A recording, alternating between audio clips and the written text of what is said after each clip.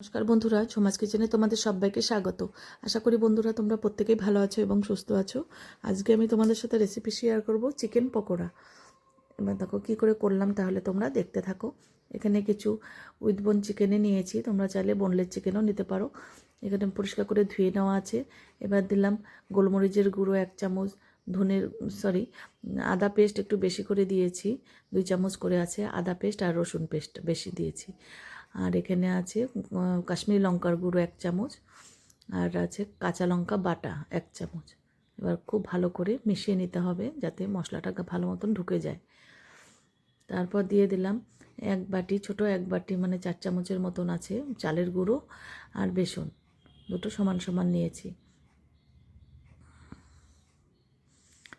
এবার বেসন আর চালের গুঁড়োটাও ভালো করে মেখে নেব। এটা মেখে আমি সকালে মেখেছি, আর সন্ধ্যার সময় এটা আমি ভাজবো।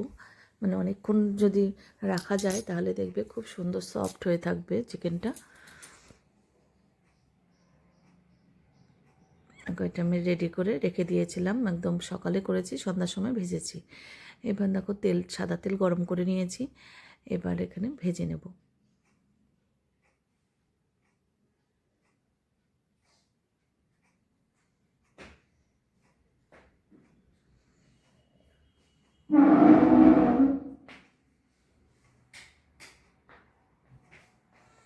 এবার দেখো ভাজা কিন্তু হয়ে গেছে, আর গ্যাসের ফ্লেমটা একটু কমিয়ে দিয়ে রাখতে হবে, তাহলে ভেতরটা কিন্তু বাড়িয়ে দিলে ভেতরটা কাঁচা থাকবে, ওপরটা লাল হয়ে যাবে। সেই জন্য গ্যাসের ফ্লেমটা কমিয়ে দিয়ে রাখলে খুব মুচমুচে খাস্তা হবে। এবার দেখো সেকেন্ড ব্যাচেরগুলো আমি ভেজে নেব।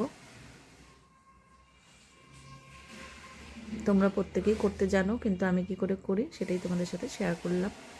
দেখো আমার চিকেন পকোড়া একদম রেডি। তোমাদের কাছে কেমন লাগলো অবশ্যই জানিও।